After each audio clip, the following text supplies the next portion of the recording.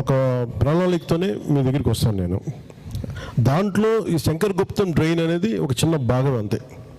ఇది నేను భూతద్దంలో చెప్పి మేము అద్భుతం చేసామని చెప్పను. ఇది సమగ్రమైన ప్లాన్లో ఇది ఒక చిన్న భాగం అంతే. నా కోరిక ఏముందంటే, నా మనసులో కోరిక, నా ఆశ కానీ ఇందాక కలెక్టర్ గారు చెప్పినట్టుగా ఎంటైర్ ఎర్స్ట్వైల్ ఈస్ట్ గోదావరి ఈ 3,500 కోట్లతోటి ఈ డ్రైనేజ్ని, ఈ పూడికల్ని మొత్తం కాలువల మరమ్మతులకి చేయాలి. ఎందుకంటే ఇది గోదావరి జిల్లాలో అన్నపూర్ణ అంటారు. రాష్ట్రం విడిపోవడానికి కూడా కారణం గోదావరి జిల్లాలో పచ్చదనమే. ఆ శాపం తగిలేసినట్టుంది. ఈరోజు గోదావరి జిల్లాలో మొత్తం కొబ్బరి చెట్లతోటి, తెలంగాణ నాయకులంతా అంటారు కొబ్బరి చెట్లతో చాలా ఆనందంగా ఉంటుంది, మీరు ఏమంటుందని పచ్చదనంతో చాలా బాగుంటుందంటే ఈరోజు కొబ్బరి చెట్లు ముండలు కూడా లేవు. అంత దిష్టి తగిలింది కోనసీమకి.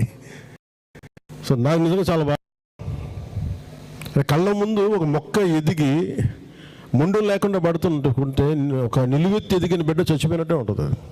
ఆ బాధ నాకు తెలుస్తుంది. చాలా కన్నీరు ఉంటుంది. ఇదే మీ దగ్గర పొలిటికల్ ఉపన్యాసాలకైతే నేను రావాలా.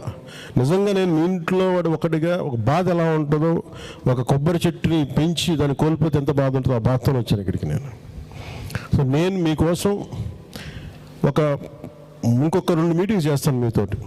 అక్కడి నుంచి ఒక యాక్షన్ ప్లాన్ కరెక్ట్ మీరు నాకు 45 రోజులు ఇవ్వండి. 40 రోజుల తర్వాత 45 రోజులు కరెక్ట్గా మనకి జనవరి పండగ పోయిన తర్వాత నుంచి will come out with an action plan. దీనికి హరీష్ కుమార్ గారు ఉన్నారు. హరీష్ కుమార్ గారితో కూడా కూర్చోబెట్టి మీది కేంద్ర ప్రభుత్వం దృష్టి కూడా పట్టుకెళ్దాం.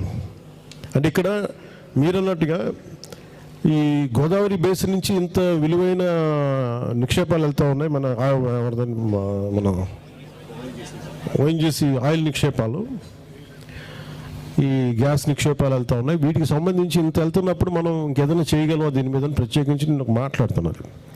మనకి 21 మంది ఎంపీస్ ఉన్నారు, జనసేనకు కూడా ఒక 2 ఎంపీస్ ఉన్నారు. వీళ్ళందరినీ కూర్చోబెట్టి ఒక రిప్రజెంటేషన్ తీసుకెళ్ళి దీని మీద ప్రత్యేకమైన శ్రద్ధ